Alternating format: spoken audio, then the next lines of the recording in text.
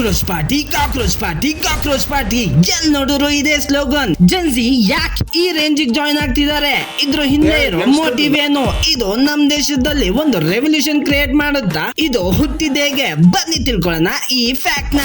Actually ನಮ್ ಇಂಡಿಯಾದ chief justice Suryakant ತಮ್ಮ ಒಂದು ಸ್ಟೇಟ್ಮೆಂಟ್ ಅಲ್ಲಿ ಇಂಡಿಯನ್ ಯೂತ್ ಗೆ ಮಾಡೋದಕ್ಕೆ ಕೆಲಸ ಇಲ್ಲ, social media reels content create ಇದರಲ್ಲಿ ಟೈಮ್ ವೇಸ್ಟ್ ಮಾಡ್ತಾ ಕಾಕ್ರೋಚ್ ತರ ಆಡ್ತಿದ್ದಾರೆ ಅಂದ್ಬಿಟ್ರು. ಸೊ ಇದರಿಂದ ಅಭಿಜಿತ್ ದೀಪ್ಗೆ ಅನ್ನೋ ಒಬ್ಬ ಯೂತ್ ಕಾಕ್ರೋಚ್ ಜನತಾ ಪಾರ್ಟಿ ಅಂತ ಪಾರ್ಟಿನೇ ಕ್ರಿಯೇಟ್ ಮಾಡ್ಬಿಟ್ಟ. You know what? ಪಾರ್ಟಿ ಮಾಡಿ ಜಸ್ಟ್ 4 days ಅಲ್ಲಿ ಇಂಡಿಯಾದ ಅತ್ಯಂತ ಹಳೆ ಪಾರ್ಟಿನೂ ಕೂಡ ಹಿಂದಾಕ್ಬಿಡ್ತು. ಇದರಲ್ಲಿ ಇಂಟ್ರೆಸ್ಟಿಂಗ್ ವಿಚಾರ ಅಂದ್ರೆ ಈ ಪಾರ್ಟಿಯ 5 ಮ್ಯಾನಿಫೆಸ್ಟೋ ಕೂಡ ಇದೆ.